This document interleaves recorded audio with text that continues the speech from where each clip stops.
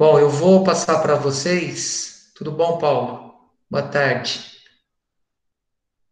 Eu vou passar para vocês o slide aqui. Esse slide novo já se encontra lá no agendamento da aula. Então a gente já pode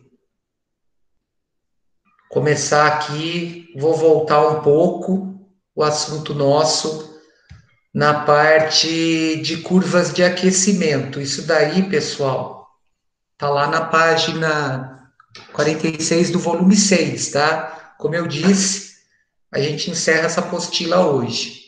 Então, ó, curvas de aquecimento e resfriamento. Vamos usar como exemplo a água, que ela serve de base para a gente trabalhar na questão de fornecer calor na forma de calor sensível e fornecer calor na forma de calor latente também, tá? Então vamos trabalhar usando como exemplo a água. Então observem o seguinte: considerem um recipiente com 100 gramas de gelo puro, submetido a uma pressão de 1 atmosfera, inicialmente uma temperatura de menos 20 graus Celsius. Esse recipiente recebe calor de uma fonte térmica a uma taxa constante. Depois de certo tempo, observamos os seguintes fenômenos decorrentes desse fornecimento de calor ao sistema. Então, ó, tem uma ilustração aqui que vai do item A ao item B, e ele vai demonstrar aqui os processos de transformação e aquecimento gerado por essa fonte constante, que é esse bico aqui que está fornecendo esse gás. Bom, então observe, na letra A, na etapa A, a gente tem o calor fornecido pela chama e ele é utilizado para aquecer o gelo até 0 graus. Ou seja, antes de fundir o gelo, eu preciso que essa massa de gelo, esses 100 gramas de gelo, estejam a 0 graus Celsius. Então, para ocorrer a fusão, a temperatura dessa massa tem que estar a zero. Então, qual que é a primeira etapa? Na primeira etapa, eu vou fornecer calor para o gelo, para aquecer esse gelo de menos 20 até zero. Na etapa B, eu tenho dois processos aqui, ó, duas representações da etapa B. Porque na etapa B eu tenho que fundir esse gelo. Então, na etapa B, a temperatura permanece constante até que todo o gelo, até que toda essa massa de 100 gramas de gelo derreta. Ou seja, nesse processo relacionado à etapa B, eu vou ter a fusão do gelo, mantendo a temperatura dele em 0 graus. Aí na etapa C, observe que eu tenho três procedimentos para a etapa C. Por quê? Porque eu tenho que aquecer toda a massa de água proveniente do gelo de 0 até 100 graus, para depois fazer a vaporização ou ebulição, tá? Então, na etapa C, o calor fornecido aumenta a temperatura do líquido até 100 graus Celsius. Na etapa D, o calor fornecido é utilizado para a evaporação do líquido e a temperatura permanece constante. Então, onde que eu tenho fornecimento de calor variando temperatura? Na etapa A e na etapa C, onde eu tenho fornecimento de calor mudando o estado físico e mantendo a temperatura constante. Na etapa B, que é a fusão, e na etapa D, que é a ebulição ou evaporação, tá? Aí nós temos as curvas. Primeiro, essa curva é a curva de aquecimento. Então, ó, com base nessas informações, podemos construir um diagrama de temperatura do sistema em função do calor fornecido. Então, quando eu forneço calor, eu vou aumentar a temperatura do corpo ou vou mudar o estado físico, passando do sólido para o líquido e do líquido para o vapor. Então, eu vou ter a fusão e a ebulição, tá? Ó, esse diagrama, no caso, é conhecido como curva de aquecimento. Então, quando o calor é fornecido a uma taxa constante ao longo do tempo, observamos maior tempo para a vaporização da água do que para a fusão do gelo. Aí ele pergunta: você saberia explicar por que isso ocorre? Isso daí ocorre devido ao estado de agregação das moléculas. No estado sólido, elas estão mais agregadas, então é mais fácil de quebrar isso. É mais fácil de fornecer calor para quebrar isso. Já no estado líquido, no estado de vapor, elas estão mais afastadas. Então, esse rompimento ele torna-se mais difícil. Eu preciso fornecer mais energia. Então, ó, quais são as etapas aqui na forma de diagrama? O procedimento A é o aquecimento do gelo na temperatura inicial que ele se encontrava de menos 20 até zero. Então, aqui eu estou fornecendo calor sensível, ou seja, calor para variar a temperatura. Na etapa B, fusão do gelo a uma temperatura constante de 0 graus. Então, na etapa B está acontecendo isso aqui, ó. Eu estou tendo o derretimento do gelo, passando do estado sólido para o estado líquido, mantendo a temperatura constante, ó. A reta é horizontal, então isso significa que eu não tenho variação nesse eixo vertical aqui. Manteve constante a 0 graus. Então, ó, no início aqui, na etapa B, eu tenho, no início dela, gelo a zero, no final do processo, água proveniente desse gelo a zero. Aí na etapa C, aquecimento da água até uma temperatura de 100 graus. Então, nessa reta inclinada aqui, eu estou fornecendo calor na forma de calor sensível, variando a temperatura de 0 até 100, mantendo a água no estado líquido. No D, ebulição da água a uma temperatura constante de 0 graus, constante de 100 graus Celsius. Ou seja, eu estou mudando o estado físico aqui em D. É esse procedimento aqui que eu estou fazendo. Eu estou fervendo a água. Estou passando ela de água no estado líquido a 100 graus para estado de vapor a 100 graus também. Então, no processo D, eu forneço calor na forma de calor latente, mudando o estado físico, mantendo a temperatura.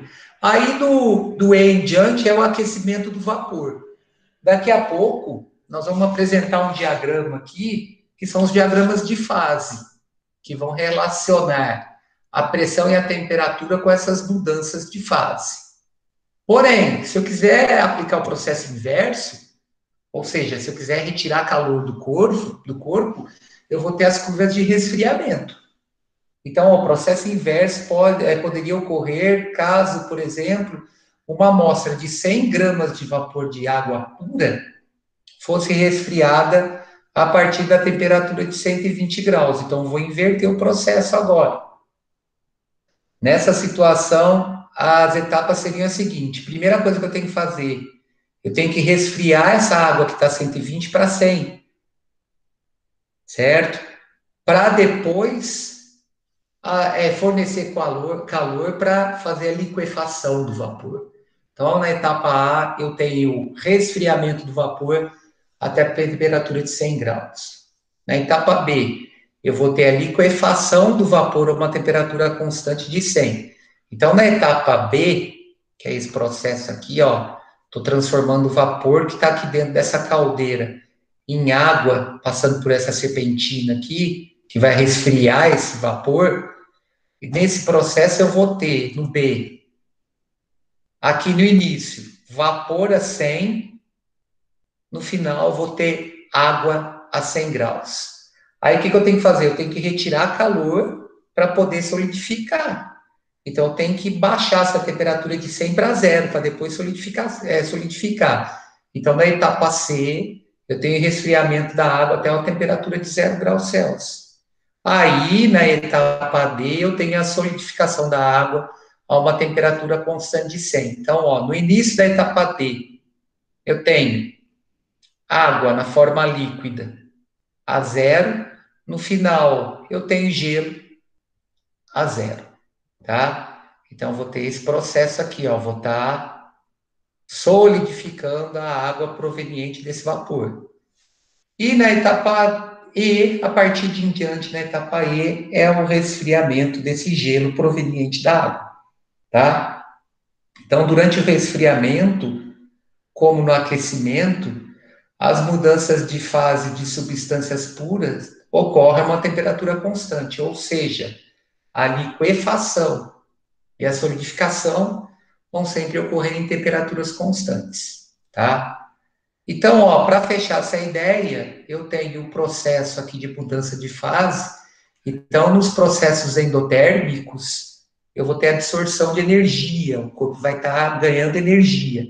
Então, quando eu passo do sólido para o líquido, eu vou estar provocando mudança no estado físico através da fusão, do líquido para o gasoso, eu vou ter o processo de vaporização, e quando eu faço os processos exotérmicos, eu vou ter liberação de energia, ou seja, o corpo vai estar perdendo energia.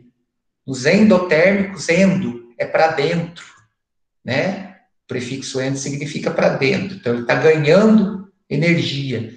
E o prefixo ex significa para fora, ele está perdendo energia. Então, quando eu passo do gasoso para o líquido, ele está perdendo ali, energia, e o processo que está sendo executado é a liquefação. E do líquido para o sólido, eu vou ter a solidificação, tá? Por que eu coloquei isso? Para a gente poder entender os diagramas que nós vamos incluir agora, que são os diagramas de fases, tá? Nessas mudanças. Bom, aí, é isso que eu queria fazer. Eu só quero dar uma paradinha aqui só para ver quem está participando. Jacaleta online, CSS. Ó, pessoal, eu queria pedir uma coisa, não vamos ficar fazendo graça, não. Já, sabe, já está bem difícil a situação. É complicado para a gente estar trabalhando nesse tipo de situação para ter que ficar aguentando gracinha, tá? Eu queria que vocês tivessem um pouquinho de empatia, só um pouquinho de empatia. Se quem está fazendo graça não sabe o que significa empatia, procura no dicionário e aprende. E aprende a respeitar os outros, não só eu, como seus colegas. Coloque-se na situação de outras pessoas que não estão tendo essa oportunidade. Então, por favor, vamos parar de graça, tá? Se é difícil para mim, imagine para os outros. É só isso que eu queria dizer.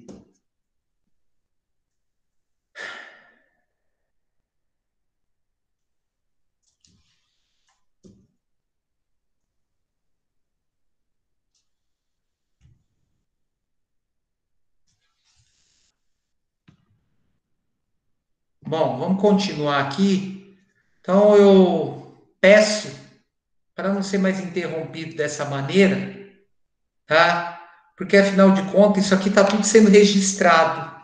Vai ficar chato na hora que eu jogar lá no YouTube as gracinhas, tá? Se vocês estão querendo fazer meme ou fazer alguma coisa, eu garanto que comigo vocês estão perdendo tempo, tá? Desculpa quem não precisa ouvir isso. Vamos lá.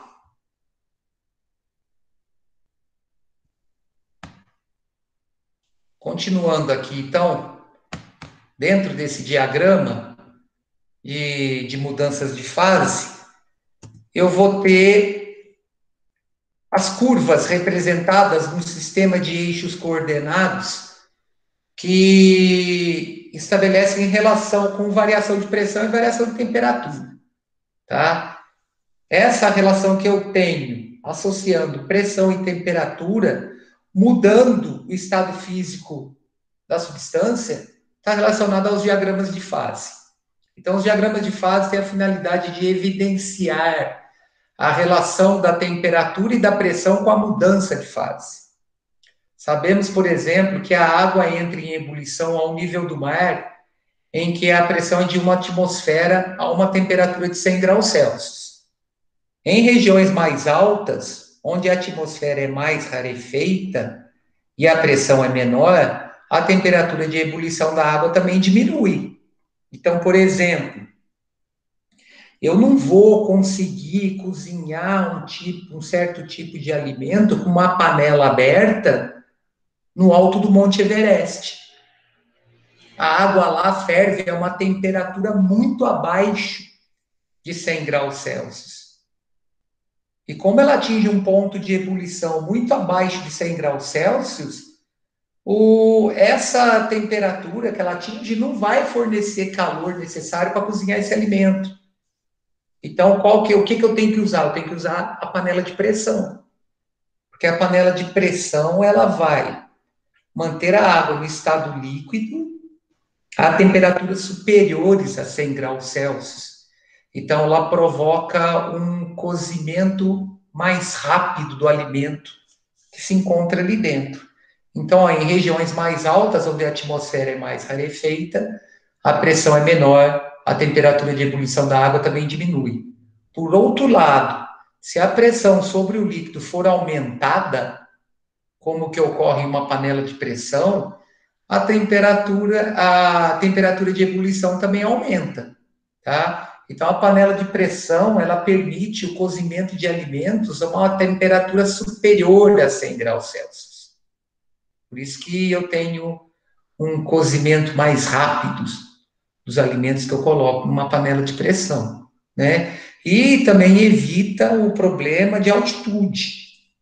Eu posso levar ela para qualquer lugar, a qualquer altitude que eu vou ter estabelecido essa relação. Eu ter o cozimento do alimento a temperaturas superiores a 100 graus Celsius. Bom, nas imagens abaixo estão representados diagramas de fase de duas substâncias, o dióxido de carbono, que é o gelo seco, e da água, tá? Então, ó, nós temos as curvas representando os diagramas de fase, né, os diagramas que vão estabelecer as mudanças de estado físico. Eu queria que vocês atentassem, porque no final eu vou comentar isso, para essa curva aqui, ó, do líquido, do sólido para o líquido no dióxido de carbono e no sólido para o líquido na água, devido àquela condição que a gente tem da dilatação anômala da água. No final eu vou comentar isso. O que eu quero que vocês entendam por enquanto? Como é que nós vamos ler isso? Como é que nós vamos interpretar esses gráficos que estabelecem uma relação entre pressão e temperatura? Bom, o diagrama de fase apresenta a relação entre pressão e temperatura na mudança de fase nas substâncias. Então, os dois diagramas são compostos por três curvas, que estão numeradas aqui, ó, curva 1, curva 2, curva 3, para o dióxido de carbono, 1, 2 e 3 para a água. A curva 1, que é essa aqui, ó, em marrom, tanto no dióxido de carbono quanto para a água, indica a curva de fusão, a qual separa o estado sólido e o líquido, ou seja, quando um corpo passa do estado sólido para o estado líquido, a relação que eu estou estabelecendo é na curva 1, tá? Um objeto que tem temperatura e pressão com valores sobre a curva está no chamado equilíbrio sólido-líquido, ou seja, parte da substância se mantém em equilíbrio no estado sólido, parte da substância no estado líquido. Para a água, por exemplo, é aquele processo durante o fornecimento de calor que ela vai passando do sólido para o líquido, mantendo sua temperatura constante, tá? Então, como é que vai ocorrer isso? Através de variação de pressão e de variação de temperatura. Observe que se eu variar a pressão aqui, ó, passar de uma pressão menor para uma pressão maior, na curva aqui, que representa o dióxido de carbono, eu vou ter no eixo horizontal uma variação da temperatura. Agora, tudo que tiver sobre a curva vai estar no equilíbrio sólido-líquido. Então, na curva 1, tanto para o dióxido quanto para a água, quando eu tenho a passagem do corpo tendo variação de pressão e de temperatura do estado sólido para o estado líquido, eu vou ter a fusão. No processo contrário, eu vou ter a solidificação. Bom, a curva 2, que é essa, ó, verde, nos dois gráficos, indica a curva de vaporização, a qual separa os estados líquidos e gasoso. Então, quando eu tenho o processo de transformação do estado líquido para o gasoso ou do gasoso para o líquido, eu vou estar representando essa região entre a curva 2, tá? Nos dois casos, ó. Um objeto que tem temperatura e pressão com valores sobre essa curva está no chamado equilíbrio líquido-vapor, ou seja, parte da substância se mantém em equilíbrio no estado líquido e parte no estado gasoso. É o processo onde, por exemplo, eu coloco a água para ferver e ela começa a criar aquelas bolhas na parte inferior do recipiente no qual a água se encontra. Na hora que ela começa a criar aquelas bolhas para passar pelo processo de ebulição. Aí o que vai acontecer? Tem um ponto C aqui, ó, no final da curva 2, que é denominado ponto crítico.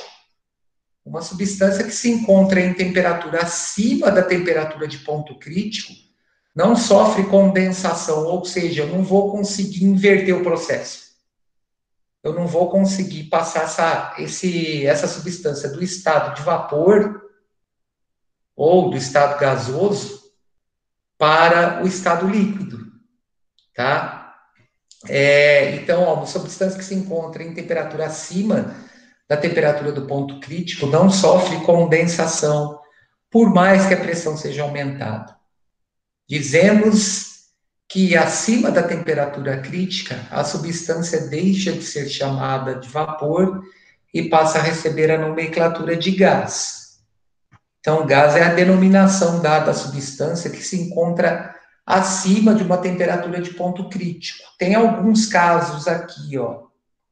Tem uma tabela com a temperatura crítica, característica de algumas substâncias. Então, ó, usando o exemplo aqui, ó, a água, se ela tiver a uma temperatura acima de 374 graus Celsius, eu não consigo mais fazer a condensação. Ela não volta para o estado líquido.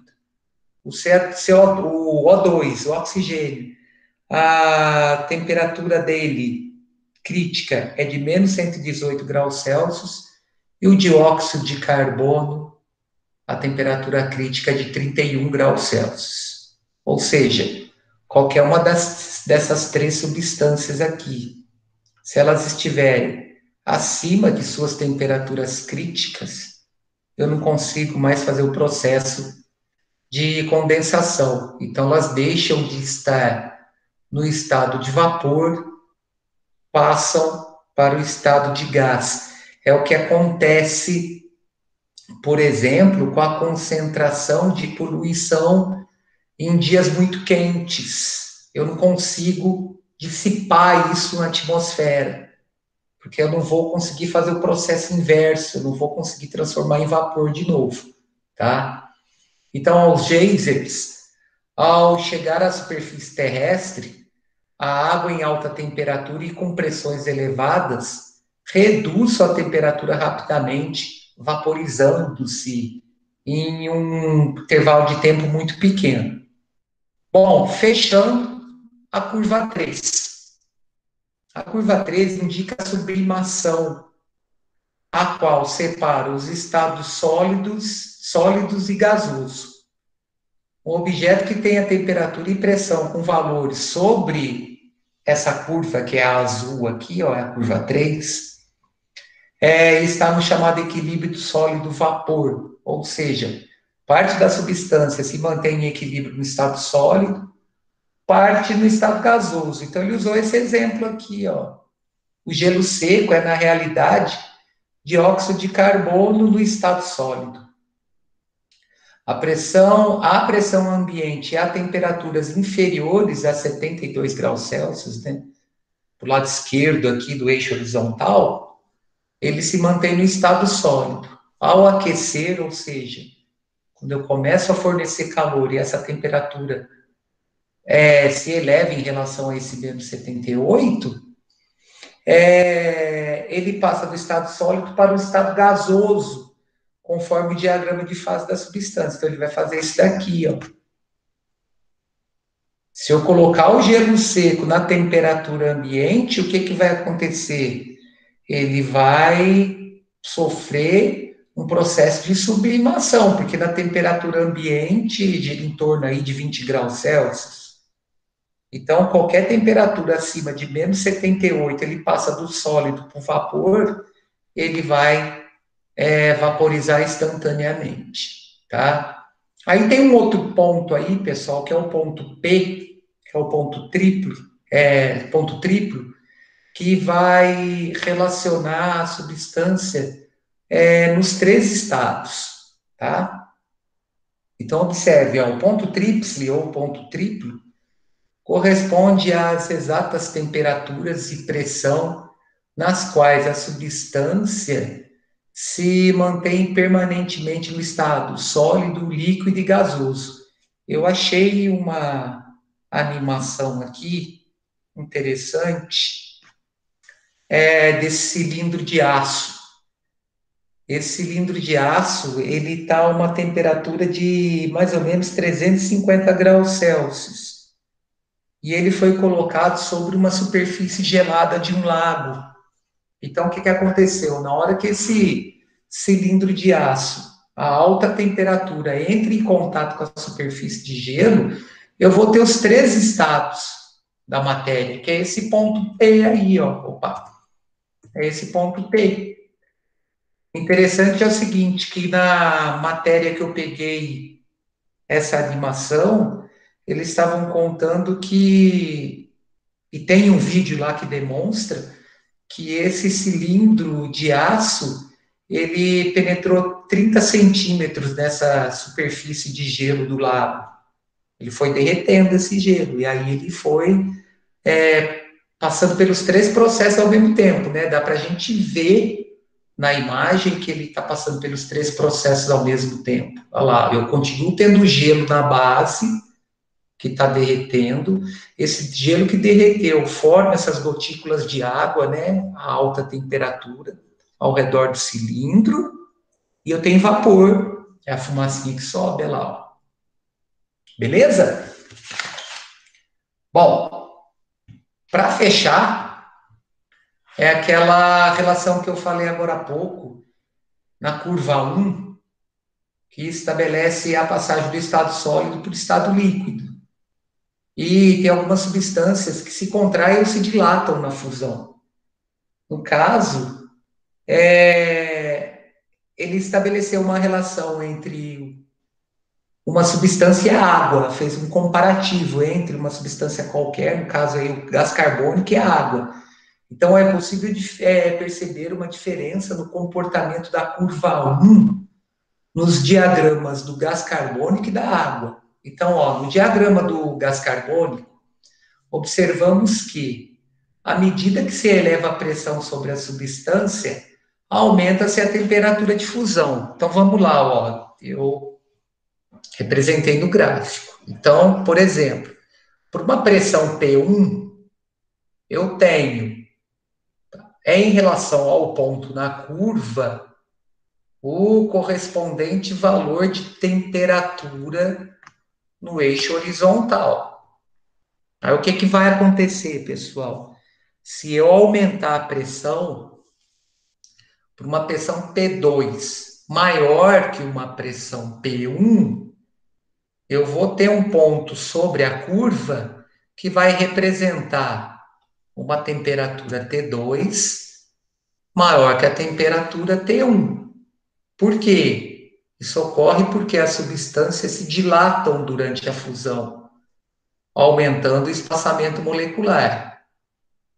Como provoca uma aproximação das moléculas, o aumento da pressão requer uma temperatura mais elevada para retornar ao espaçamento anterior, ou seja, as substâncias que se dilatam em substâncias que se dilatam na fusão, o aumento na pressão requer também uma maior temperatura para fazer a substância fundir. Então, o que vai acontecer aqui? Normalmente, quando eu ofereço calor para mudar o estado físico, eu tenho que fornecer esse calor variando essa pressão, tá? Aí a temperatura, a substância vai se dilatar, eu vou ter um aumento no espaçamento molecular. Aí a água acontece o processo contrário, de 0 a 4, tá? Então, ó, no diagrama da água, por outro lado, é possível perceber que à medida que se eleva a pressão sobre a substância, reduz a temperatura de fusão. Por quê? Devido àquela dilatação anômala. Isso ocorre porque a água se contrai durante a fusão, reduzindo o espaçamento molecular. Como provoca uma aproximação das moléculas, o aumento da pressão favorece a contração dessas moléculas, reduzindo a temperatura de fusão. Então, em substância que se contrai na fusão, o aumento da pressão favorece a mudança de fase e é necessária, portanto, menor temperatura para fazer a substância se fundir. Então, ó, visualmente, o que vai acontecer? Por uma pressão P1, eu vou ter uma temperatura T1. Aí, se eu aumentar a pressão, seguindo a curva, aumentei a pressão para uma pressão P2, o que aconteceu com a temperatura? Ela diminuiu. Então, quando eu passo a água de uma temperatura de 4 graus Celsius para zero, o que eu vou ter? Eu vou ter um aumento do volume, estou passando de 4 para zero, eu vou ter um aumento do volume, reduzindo a densidade. Beleza? Aí, quando eu passo de 0 para 4, eu vou ter uma diminuição do volume, é a dilatação anômala que a água possui. Bom, com isso, eu já posso entrar nas atividades aí que estão nas páginas 43 e 44 da apostila. Eu dei uma melhorada nessas atividades, tá? Eu coloquei umas tabelas que era preciso voltar na apostila, porque se a gente está numa aula presencial, está todo mundo com a apostila, a gente volta a apostila e consegue analisar a situação junto. Aqui, como eu tenho que demonstrar através de slides, eu dei uma melhorada na aula, eu incluí essas tabelas. Então, quem quiser, volto a falar, só salvar lá na aula que eu agendei para vocês, tá? Então, vamos resolver essas atividades aqui, pessoal. Então, atividades de calor latente, volume 6, capítulo 12, e se encerra a nossa apostila, tá? Páginas 43 e 44. Então, observem.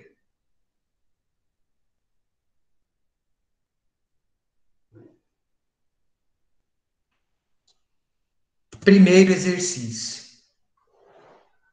Indique a temperatura e determine a quantidade de calor que deve ser fornecida para cada uma das substâncias puras a seguir, para que passem pelas mudanças de estado. Consulte a tabela aí, ó, tabela da página 46, se necessário. Eu transferi a tabela para cá e coloquei os processos de mudanças de fase aqui para a gente seguir cada item. Então, ó, ele quer a temperatura e a quantidade de calor que deve ser fornecida para essas substâncias. Então, ó, primeiro caso, ebulição de uma massa de 50 gramas de água. Bom, qual que é a temperatura de ebulição da água? A temperatura de ebulição da água ou de vaporização é 100 graus Celsius. Qual que é o calor, qual que é o tipo de calor que eu tenho que fornecer aqui? É calor latente.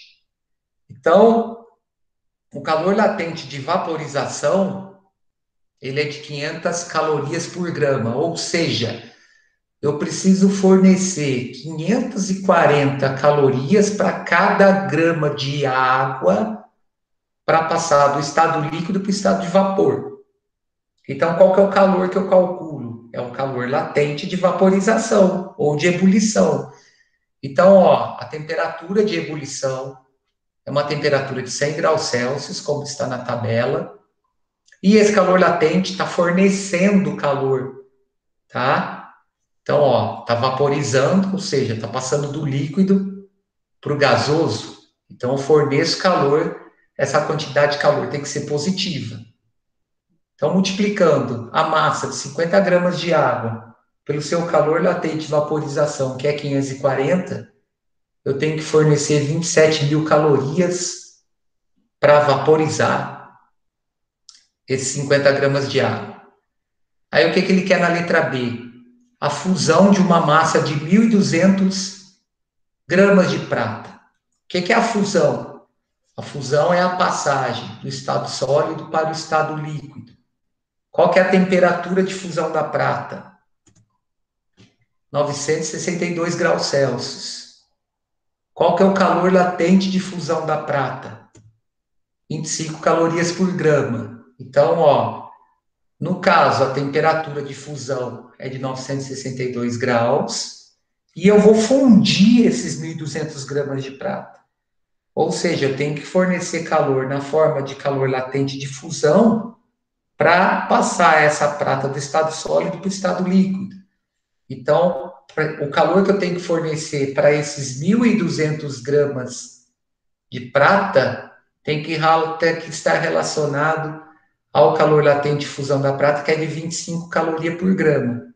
Então, eu preciso fornecer 30 mil calorias para fundir esses 1.200 gramas de prata.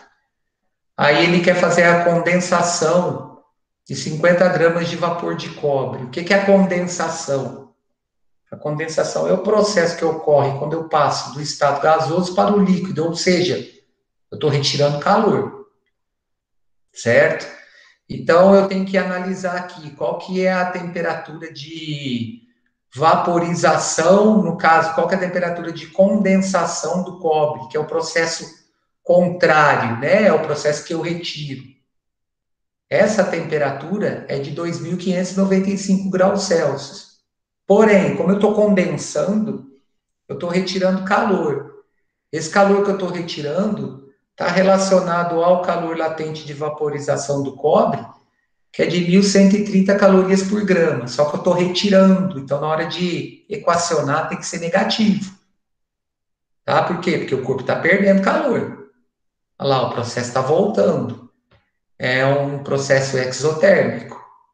Tá? Então, para eu condensar esses 50 gramas de vapor de cobre, eu preciso retirar 56.500 calorias. Aí ele quer a temperatura e a quantidade de calor para solidificar 800 gramas de chumbo. Ou seja, a solidificação é o processo que eu vou passar do estado líquido para o estado sólido. Também vou estar retirando calor do corpo. Tá? Então, no caso do chumbo, o calor, a temperatura de fusão do chumbo é de 328 graus Celsius. O calor latente de fusão é de 5,6 calorias por grama. Só que como eu estou solidificando, como eu estou retirando, esse calor latente tem que ser negativo. Então, olha lá, ó, temperatura de 328 graus Celsius e a quantidade de calor que eu retiro está relacionado aos 800 gramas de chumbo multiplicado pelo calor latente de fusão de 5,6. Como eu estou retirando calor porque eu estou solidificando, ele tem que ser negativo. Então, eu estou retirando 4.480 calorias na forma de calor. Então, esse é o nosso primeiro exercício. Tá? A tabela aí, tá tudo certinho. Tá? É só analisar as temperaturas e os calores latentes. Quando eu faço essa mudança de estado físico, é sempre o produto da massa da substância pelo calor latente do corpo. Aí vai depender do tipo de transformação que eu estou executando, né? Eu tenho que ver no diagrama aqui de fases. Bom, Exercício 2 eu também coloquei uma tabela aqui para ajudar a gente a analisar as questões. Então, ó, amostras de 50 gramas de alumínio, chumbo e gelo se encontra inicialmente uma temperatura de 0 graus. Determine o calor necessário que deve ser fornecido a essas substâncias para que atinjam a temperatura de 50 graus Celsius. Então, o que vai acontecer, pessoal? Para o alumínio e para o chumbo, essa variação de temperatura, esse calor que eu vou fornecer para variar a sua temperatura de 0 para 50, não vai causar mudança no estado físico do chumbo e do alumínio, tá? Isso daí não causa essa mudança de estado físico, porque suas temperaturas de fusão são muito acima de 50 graus. Então, o calor que eu vou fornecer para o alumínio e para o chumbo vai ser o calor necessário para aquecer esse alumínio e esse chumbo, tá? Então, ó, no alumínio, o calor que eu forneço está relacionado ao calor específico sensível, ele é o calor fornecido para eu aquecer essa massa de 50 gramas de alumínio para 50 graus Celsius, de 0 a 50. Então, o calor fornecido é o calor de aquecimento, que relaciona a massa do alumínio, o calor sensível desse alumínio, que é o calor específico, e a variação de temperatura. Então, para eu aquecer 50 gramas de alumínio de 0 a 50, eu preciso fornecer 500 calorias. O chumbo é a mesma coisa, o calor que eu vou fornecer em relação ao seu calor específico, que é 0,030, é o calor que eu forneço só para aquecer esse chumbo. Então, as 50 gramas, ou 50 gramas de massa de chumbo, que possui um calor específico de 0,030, variando sua temperatura em 50 graus. Então, eu necessito fornecer 50 calorias. Aí, o que vai acontecer? Meu gelo está a 0. Esse meu gelo a 0 vai passar por uma temperatura de 50 graus Celsius. Então, esse meu gelo a 0, ele tem que ser transformado em água a 0. Então, eu tenho que fornecer calor na forma de calor latente para esses 50 gramas de gelo, para depois fornecer calor para aquecer essa massa de 50 gramas de gelo, agora no estado líquido a 0, para 50 graus. Então, eu tenho que fornecer calor para esse gelo, para fundir esses 50 gramas de gelo e para aquecer a massa de água proveniente desse gelo. Então, tem que fornecer calor latente e calor sensível. O calor latente de fusão do gelo tem uma tabela na página 46, que é a tabela do exercício anterior, que mostra lá que o calor latente de fusão do gelo é de 80 calorias por grama. Então, substituindo na nossa equação, e o calor específico da água, né, que vai fazer essa variação de temperatura, é de 1 caloria por grama vezes grau Celsius.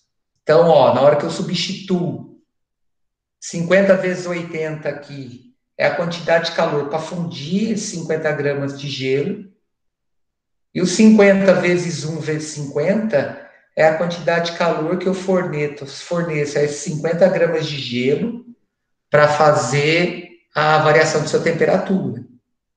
Então, são necessários 6.500 calorias para eu ter o aquecimento de 50 gramas de gelo de 0 a 50 graus Celsius. Então, ó, só voltando. Por que a letra A e a letra B foi só relacionada ao aquecimento? Porque a temperatura de fusão do alumínio e do chumbo é muito superior a 50 graus Celsius. No gelo, o gelo funde a 0. Então, se o gelo funde a 0, e eu quero variar a temperatura para 50, eu tenho que proporcionar calor para fundir e calor para variar a temperatura, tá? Tranquilo até aqui, pessoal? Posso Tranquilo, professor? continuar? Sim, sim, Beleza. professor. Eu vou resolver o exercício 3. Eu acredito que hoje eu já consiga. Não, tem uma parte aqui que é o princípio de troca de calor que está relacionado a calorímetro. Mas eu acredito que essa semana eu acabo essa apostila para a gente já poder dar uma iniciada no volume 7, porque a gente tem que pensar em prova também. Como é que vai ser nosso esquema de prova, tá? Até onde eu vou com a matéria, para não acumular muito conteúdo para uma prova só. Porque se a gente for analisar, eu já tenho um conteúdo já significativo. A minha prova bimestral é sábado. Se não me engano, sábado, dia 29 de setembro, não é isso? A bimestral. Eu acredito que é isso. Essa semana? Professor, eu acho que é esse sábado.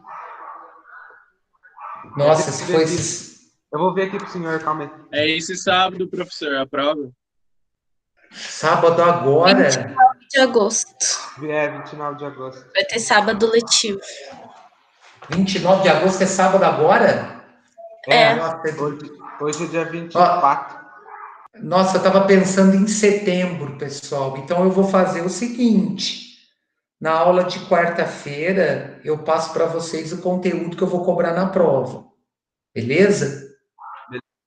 Beleza. Eu já passo no sábado para você, na quarta-feira para vocês. Nossa, foi até bom a gente ter comentado, porque eu tava com um pensamento que essa prova ia ser só em setembro. Então, beleza, quarta-feira eu já passo para vocês o conteúdo da prova, pode ficar tranquilo. Bom, vamos resolver o exercício 3.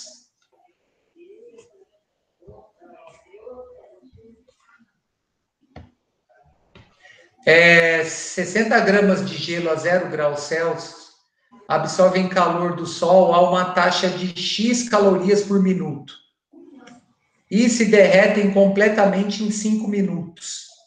Pode-se afirmar que a quantidade de calorias por minuto X que o gelo absorveu em média é de quanto? Bom, o que seria essa taxa de variação aí de X calorias por minuto? Isso daí é a potência. Tá? Isso daí tá... Pessoal, tem um microfone aberto aí que tá atrapalhando aqui. Dá uma fechada no microfone aí, quem tiver, por favor. Então, ó, essa taxa de X calorias por minuto está relacionada à potência. É fácil de entender. Por que é potência? Potência é a grandeza que mede a taxa de variação de energia no intervalo de tempo qualquer. Então, ó, a unidade aqui está relacionando isso.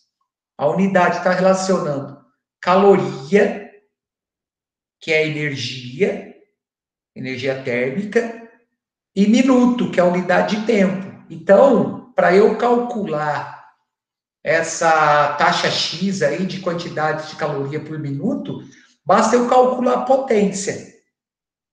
Essa potência vai estar relacionada à quantidade de calor latente, porque essas 60 gramas de gelo, elas vão absorver calor e vão se derreter completamente em 5 minutos. E o tempo, eu relaciono à unidade que eu tenho no enunciado. Eu relaciono esse tempo a essa grandeza de 5 minutos. Então, para eu calcular essa taxa de variação X aí, basta eu calcular a potência aqui, ó. Essa potência é a quantidade de calor pelo tempo. Essa quantidade de calor corresponde à massa de 60 gramas de gelo multiplicado pelo calor latente de fusão do gelo, que na página 46 tem a tabelinha lá que indica esse calor latente de fusão para uma temperatura de 0, que corresponde a essa 80 calorias por grama. Isso tudo no intervalo de tempo de quanto? De 5 minutos. É só multiplicar 60 por 80, dividir por 5, ou quem quiser simplificar, divide 60 por 5, eu vou ter 12, vou multiplicar isso por 80, eu vou ter essas 960 calorias por minuto, que corresponde a essa quantidade de calor no intervalo de tempo que ele representou, tá? Bom, questão 4. Uma fonte térmica de 400 watts, isto é, que fornece constantemente 400 joules de energia por segundo, é utilizada para a realização de experimentos de calorimetria. Uma amostra de 50 gramas de gelo, inicialmente a menos 50 graus Celsius, é utilizada no experimento para análise de sua curva de aquecimento. Considerando 1 caloria igual a 4 joule, faça o que se pede. Primeira coisa, calcule a quantidade de calor e o tempo necessário para os seguintes processos. Aquecimento dessa amostra de 50 gramas de gelo, que está a menos 50 graus Celsius. Depois, fusão do gelo, aquecimento da água proveniente do gelo e ebulição da água. Bom, primeira coisa que eu vou fazer, eu vou transformar essa taxa de variação aí. Por que eu vou transformar essa taxa de variação? Porque eu tenho que trabalhar em calorias. E a grandeza que eu tenho aqui está relacionada ao joule, que é o watt por segundo. Então, a primeira coisa que vamos fazer é calcular a potência. Então, a potência desse dispositivo em caloria por segundo, basta eu dividir os 400 joules de energia que eu tenho por segundo por 4. Por que por 4? Porque 1 caloria corresponde a 4 joules. Então, 400 calorias dividido por 4, eu vou ter uma potência do dispositivo aí, ou seja, a taxa de quantidade de calorias por segundo de 100 calorias por segundo. Bom, vamos fazer o que ele pede. Tá tudo aqui, ó. Qual que é a primeira coisa que nós vamos fazer? Aquecer 50 gramas de gelo que se encontra inicialmente a menos 50 graus Celsius. Então, nós vamos pegar esses 50 gramas de gelo, passar de menos 50 para 0. Então, eu vou fornecer calor na forma de calor sensível para variar essa temperatura. Ou seja, a massa de 50 gramas vezes o calor específico do gelo, que é de 0,5 calorias por grama vezes grau Celsius, e ΔT aí está relacionado à variação de temperatura, que é de menos 50 para 0, eu tenho uma variação positiva de temperatura, porque ele aumentou a temperatura. Então, eu tenho que fornecer calor na forma de calor sensível de 1.250 calorias. Por que eu transformei a potência de watt, que é joules por segundo, para caloria por segundo? Porque as respostas que a gente obtém na quantidade de calor, elas sempre vão estar dadas em caloria, devido ao calor específico estar relacionado à caloria. Então, por isso que eu transformei a potência de 400 watts para 100 calorias por segundo. Então, ó, no processo de aquecimento desses 50 gramas dessa amostra de gelo, de menos 50 até 0, a gente gastou 12,5 segundos para o fornecimento desses 1.250 calorias. Aí, o que nós vamos ter depois? Nós vamos ter a fusão do gelo, ou seja, nós vamos passar o gelo do estado sólido para o estado líquido, mantendo sua temperatura constante. Então, tem que fornecer calor na forma de calor latente. Observe que a massa inicial não varia. Eu não perco massa, tá? Eu mudo estado físico. Então, ó, a massa de 50 gramas de gelo vai se fundir. Então, eu necessito fornecer 4.000 calorias para fundir esses 50 gramas de gelo. O calor latente de fusão do gelo é de 80 calorias por grama. Bom, quanto tempo isso vai demorar? Isso está relacionado à potência. A potência é a quantidade de calor pelo tempo. Então, esse tempo para fundir é a quantidade de calor que eu calculei aqui, que é de 4.000, dividido pela potência lá, porque é constante a potência.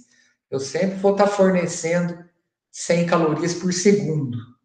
Então, eu divido esses 4.000 por 100, eu tenho 40 segundos para executar esse processo. Aí, o que nós vamos fazer? O gelo derreteu, só que ele continua zero. Eu tenho que aquecer a água proveniente desse gelo até 100, para depois vaporizar isso, ou seja, fazer ebulição. Então, antes de fazer a ebulição, eu tenho que aquecer essa massa de 50 gramas de água de 0 até 100. Então, eu necessito fornecer calor na forma de calor sensível. Eu tenho que fornecer 5.000 calorias. O que é esse 1 aqui, ó? Esse 1 aqui é o calor específico sensível da água. 1 caloria por grama vezes grau Celsius. Certo? O 100 aqui é a variação de temperatura de 0 até 100. O 50 aqui é a massa inicial que eu tenho de gelo, que passou para o estado líquido. Bom, como a potência é constante, e ela é sempre de 100 calorias por segundo, eu necessito de 50 segundos para aquecer esses 50 gramas de água proveniente do gelo, porque eu necessitei fornecer 5.000 calorias na forma de calor para ter essa variação de temperatura. E, finalmente, eu tenho a ebulição desses 50 gramas de água. Então, eu vou passar agora essa água do estado líquido para o estado de vapor, mantendo a temperatura constante de 100 graus Celsius. Então, eu tenho uma massa de 50 gramas de água, onde eu vou fornecer calor na forma de calor latente, tá? Para eu ter essa mudança de estado físico do líquido para o gasoso. Então, eu necessito fornecer 27.000 calorias para eu ter essa mudança de estado físico. Como a taxa de fornecimento de calor em relação ao tempo é constante, se eu dividir esses 27.000 por 100, eu necessito de 270 segundos para executar esse processo. Aí na letra B, pessoal, ele pede o diagrama, né, o gráfico relacionado à temperatura da amostra e o intervalo de tempo decorrido. Então, o que ele quer? Faça um gráfico relacionando a temperatura da amostra e o intervalo de tempo decorrido para a gente ter essas variações de temperatura e essas mudanças de estado físico. Então, o gráfico está aqui, vamos interpretar esse gráfico. O que a gente tem que interpretar aqui? Primeiro, estabeleci eixo vertical relacionado à variação de temperatura, eixo horizontal relacionado à variação do tempo. Observem que os valores de tempo aqui, eles não batem com os valores encontrados. Eu vou explicar o porquê disso. O que acontece? Vamos analisar o primeiro caso. Eu tive que passar o gelo de menos 50 para 0. Ou seja, eu aqueci essa amostra de gelo até 0 graus. Nesse primeiro processo, o tempo bate. A variação do tempo para eu fornecer essas 1.200 calorias para variar a temperatura de menos 50 até 0 foi de 12,5 segundos. Aí o que vai acontecer? Eu vou ter que fundir o gelo. Ou seja, passar o gelo do estado sólido para o estado líquido, mantendo a temperatura em 0. Esse processo levou 40 segundos. Ou seja, teve uma variação de tempo de 40 segundos. Então, como eu já tinha inicialmente 12,5 segundos, e esse processo aqui levou 40 segundos, o intervalo de tempo final nesse processo é a soma desses 12,5 com 40. Por isso que eu tenho 52,5 aqui. Tá? Aí, qual que é o outro processo? Aquecimento dessa água proveniente do gelo, de 0 até 100. Quanto tempo isso demorou? 50 segundos. Aí eu somo 50 a esses 52,5, eu tenho um intervalo de tempo correspondente a 50 segundos aqui. Por isso que o tempo final aqui é 102,5. E, finalmente, a ebulição da água. A ebulição da água, ou seja, a mudança do estado líquido para o estado de vapor, ela ocorreu no intervalo de tempo de 270 segundos, certo? Então, para eu ter esse intervalo de tempo de 270 segundos aqui, ó, para essa reta horizontal, como o tempo meu inicial é de 102,5, se eu somar 270, eu vou ter esse tempo final aqui de 372,5 segundos. Então, meu processo todo, desde lá, do gelo a menos 50 graus, até o vapor proveniente desse gelo a 100 graus, ele demorou 372,5 segundos, tá? Alguma dúvida, gente? Esse exercício é um exercício bem clássico, tá? Relacionando variação de temperatura com intervalo de tempo. Eu poderia ter invertido os eixos. Eu poderia ter colocado temperatura no eixo vertical, tempo no eixo horizontal, mas eu tenho que respeitar essas variações de tempo e as representações associadas às mudanças de estado físico, tá? Geralmente, eixo vertical é temperatura, eixo horizontal, variação do tempo, tá? Bom, vamos para o 5.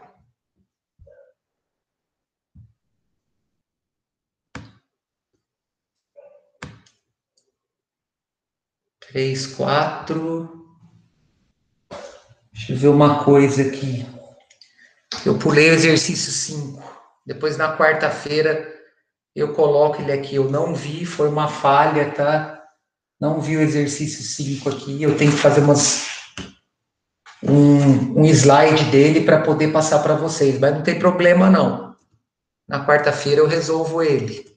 Bom, aqui já foi. Aí, ó, foi direto para o exercício 6. Acontece, não tem jeito. Bom, a imagem a seguir apresenta o diagrama de fase de uma substância qualquer.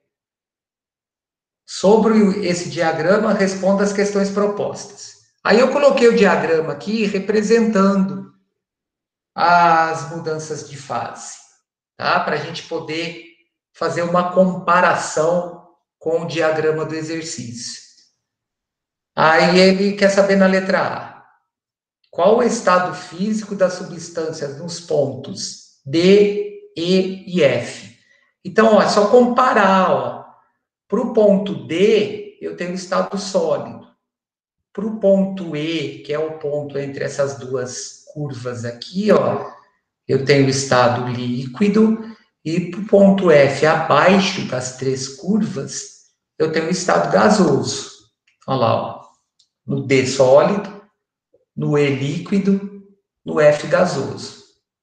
Aí na letra B, qual é a mudança de estado que ocorre quando a substância passa do ponto D para o ponto F, ou seja, quando ela passa do estado sólido para o estado gasoso? Eu vou ter o quê? Eu vou ter a sublimação, a passagem do sólido direto para o gasoso. Aí na letra C, qual é a mudança de estado que ocorre quando a substância passa do estado F para o estado E? Nessa região aqui, ó, F para E, eu estou passando do gasoso para o líquido. Então, eu vou ter a condensação ou a liquefação. Beleza? Aí na letra D, qual o estado físico das substâncias nos pontos A, B e C? Ou seja, nos pontos sobre as curvas, né? Essa curva aqui, na curva aqui o ponto B e nessa terceira curva aqui o ponto C. Ó, o ponto A, ele é um ponto sobre a curva que separa o sólido do gasoso. Então, eu estou num equilíbrio sólido-gasoso. As substâncias, parte delas se encontra no estado sólido, parte delas se encontra no estado gasoso. Ponto B aqui, ó, a curva separa o estado sólido do líquido. Então, no ponto B, eu tenho um equilíbrio sólido-líquido.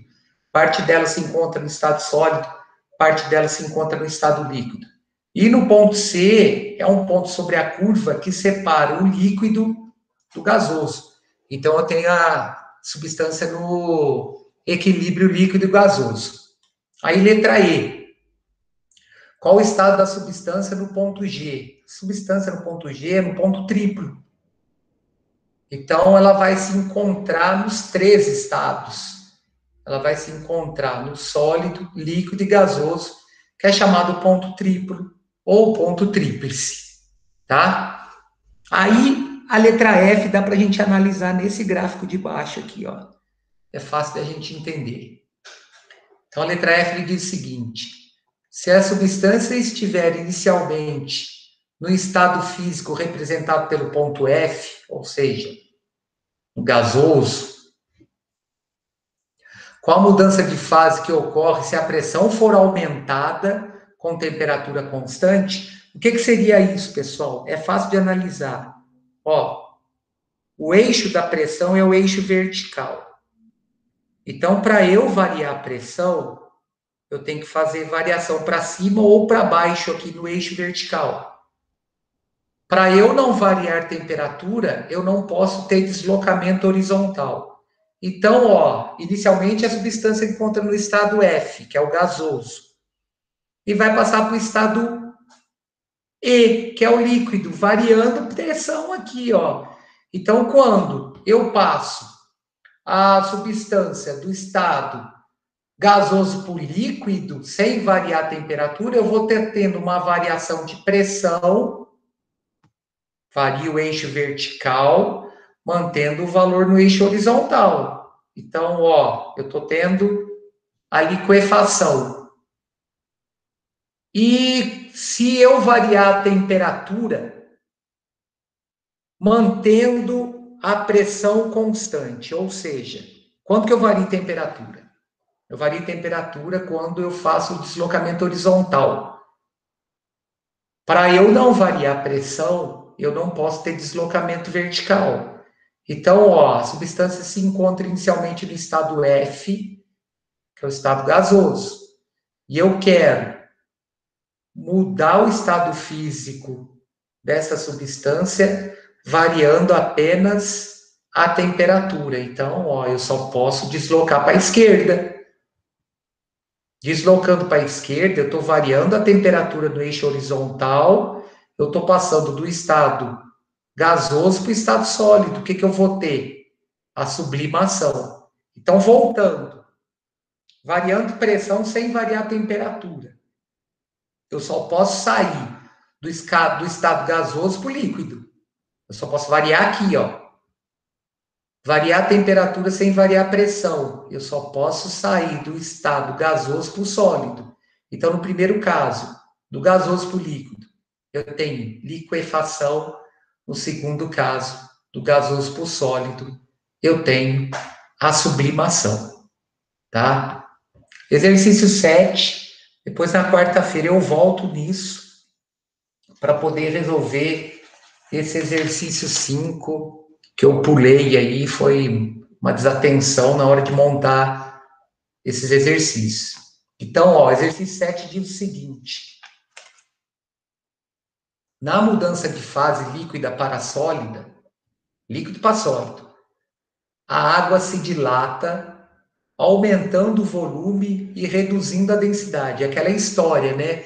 Eu pego uma garrafa de água e coloco no freezer. O que pode acontecer? Pode acontecer da garrafa estourar. porque eu vou ter uma redução de temperatura, fazendo com que o volume expanda. Então, a água tem uma dilatação que é conhecida como dilatação anômala. Ela é a única substância que aumenta o volume quando eu reduzo a temperatura. Então, se eu estou aumentando o volume de uma certa massa, eu estou reduzindo a densidade, tá? Então, ó, a densidade da água é de 1 grama por centímetro cúbico. E a densidade do gelo é de 0,92 gramas por centímetro cúbico. Considere uma garrafa PET de volume constante igual a 2 litros. Qual o volume máximo de água a 0 graus que pode ser colocado dentro da garrafa para que, ao se solidificar, ela não se rompa? Então, observem o seguinte. A primeira coisa que eu vou fazer é estabelecer uma relação à quantidade de massa de gelo que eu posso ter dentro dessa garrafa relacionado ao volume dessa garrafa, que é de 2 litros. Então, essa minha garrafa de 2 litros, essa minha garrafa PET de 2 litros, corresponde a um volume de 2.000 centímetros cúbicos, relacionado à densidade do gelo, que é de 0,92 gramas por centímetro cúbico. Então, o que eu tenho que fazer aqui, ó? Para eu achar a massa de gelo que eu posso ter dentro dessa garrafa, eu tenho que transformar esses 2 litros aqui em centímetros cúbicos. Então, a relação que eu tenho que 1 litro corresponde a 1.000 centímetros cúbicos. Então, se eu multiplicar a densidade do gelo, que é 0,92, por esses 2.000, eu tenho uma massa de 1.840 gramas de gelo que eu posso colocar dentro dessa garrafa. Para a garrafa não estourar, eu tenho que ter a mesma massa de água na forma líquida relacionada a essa água na forma sólida. Então, eu estabeleço uma relação entre a densidade da água, a massa de gelo que eu tenho e o volume de água, tá? Então, o que vai acontecer? Para a garrafa não estourar, eu não posso encher essa garrafa com a capacidade total dela, que é de 2 litros. Então, eu tenho que colocar água nessa garrafa relacionada à massa de gelo que eu tenho dentro dessa garrafa relacionada à densidade do gelo, que é 0,92. Então, observe, a massa de gelo, 1.840 gramas, a densidade da água, 1 grama por centímetro cúbico. Então, na verdade, eu tenho 1.840 centímetros cúbicos de água na forma líquida dentro dessa garrafa. Então, como 1 centímetro cúbico é igual a 1 ml, eu posso ter aí dentro dessa garrafa 1.840 ml de água na forma líquida, que a garrafa não vai romper. Ou 1,84 litros de água dentro dessa garrafa. Então, eu não posso encher essa garrafa até o limite dela. Se eu colocar água até o limite, ela vai romper, tá? Bom, o que acontece? Já tem uma atividade aí para sexta-feira. Essa semana eu vou ficar só nessa atividade. Por quê? Porque sábado tem prova, então eu não vou passar muita coisa para não atrapalhar o esquema da prova de vocês, tá? Então anotem aí, por favor, para sexta-feira agora, dia 28, atividades de 21 a 28 da sessão Hora do Estudo, exercícios 21 a 28, páginas 61 e 62, tá? Isso até dia 28 agora. Então, ó, deixa eu voltar aqui, ó. Questões de 21 a 28, páginas 61 e 62. Tá, pessoal? Anota aí isso para sexta-feira. Na quarta-feira eu vou passar a matéria da prova. Eu estou pensando em fazer o seguinte. Eu estou pensando em dar a prova para vocês até essa matéria de calor latente, porque aí eu consigo montar uma prova com uma quantidade grande de variação de questão. Eu não preciso ficar amarrado num assunto só. Porque o que nós vimos depois que nós retornamos no segundo semestre? Nós vimos dilatação linear, dilatação superficial, dilatação volumétrica do sólido e dos líquidos. Aí nós começamos o estudo de calor, envolvendo calor sensível e calor latente. Então, eu tenho 7 assuntos para a prova. É assunto, assim, para a gente poder montar questões variadas, para eu não ficar repetindo, por exemplo, vou montar uma prova de 10 questões, dentro de uma prova de 10 questões, eu vou colocar 3 questões de dilatação linear. Não tem necessidade da nossa prova ser assim, tá? Eu vou dar uma variada legal nas questões. Eu quero ver se eu marco a prova no mesmo esquema que a gente fez sempre, lá na plataforma, tá? Do Positivo. O esquema de entrega é o mesmo. Respondam a prova e me devolvam a prova respondida, tá? No formato de Word, que fica mais fácil de eu corrigir. Agora, eu tenho que ver depois com a Raquel o quanto que essa prova vai valer, dentro de quantos pontos isso eu vou poder distribuir. Beleza?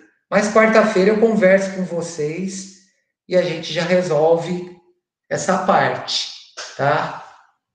Então, ó, exercícios para sexta-feira agora, do 21 ao 28, e isso já vai estudando para a prova também. Pessoal, tem um finalzinho da matéria aí, que é a parte de princípio das trocas de calor, que está relacionada a calorímetro. Isso daí está na página 52 da apostila de vocês. Eu tenho que ver aqui nos meus slides aonde que eu coloquei esse conteúdo. Porque eu achei que eu não ia chegar nesse ponto hoje. Eu achei que isso daí ia ficar para quarta-feira.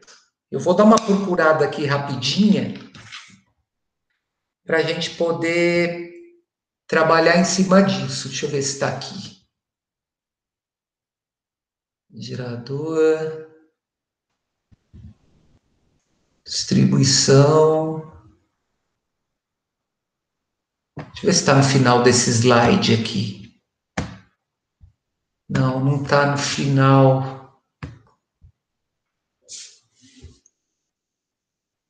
Calor latente.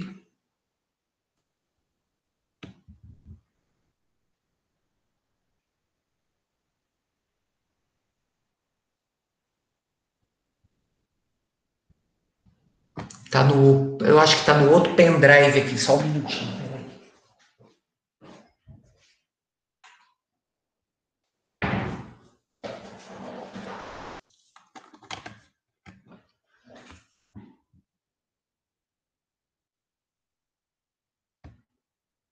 Deixa eu ver aqui, pessoal, só um pouquinho de paciência.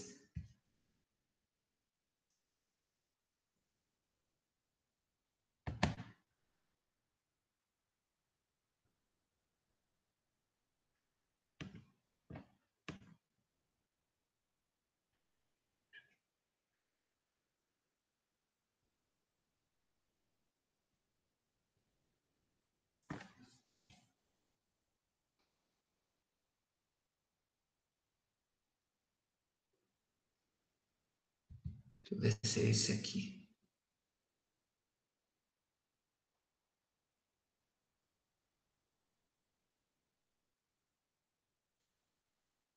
Não, não é esse. Eu vou fazer o seguinte, então. Eu vou deixar esse assunto para quarta-feira, porque eu não estou achando o pendrive aqui com essa parte da matéria. Eu estou achando que eu vou ter que montar esse pendrive. Eu achei que eu tinha montado e eu não montei esse pendrive. tá? Então, eu vou fazer o seguinte, eu vou encerrar a aula de hoje um pouco mais cedo. Aí, na quarta-feira, como a gente tem uma aula no quinto horário, eu consigo passar esse conteúdo para vocês e já vou adiantando para vocês ficarem aí atentos com relação à prova de sábado.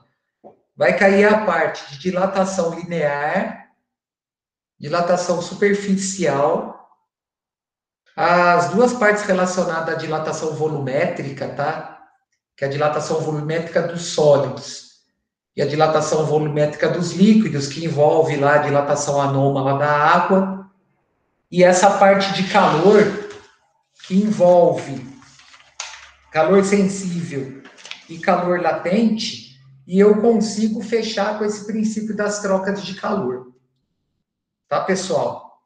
Então, com relação a esse conteúdo de hoje, alguma dúvida? Tranquilo? Tranquilo, professor. Então, beleza, eu vou encerrar por aqui.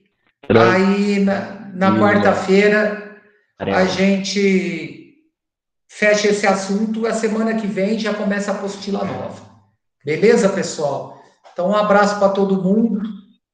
Aí, ó, não deixa eu esquecer, Beleza, na quinta-feira de eu resolver esse exercício 5 para vocês, tá? Que ficou para trás aí. Então, Ok. falou, pessoal. Um abraço para todo mundo. Falou, professor. Boa tarde pro senhor. Vocês também. Tchau, tudo de bom, gente. Falou, professor. Boa tarde. Tudo de bom. Falou, tchau, tchau. Falou. Falou, professor. Valeu. Falou, um abraço, gente. Tchau, Falou, pessoal. professor. Tudo de bom. Você também. Falou.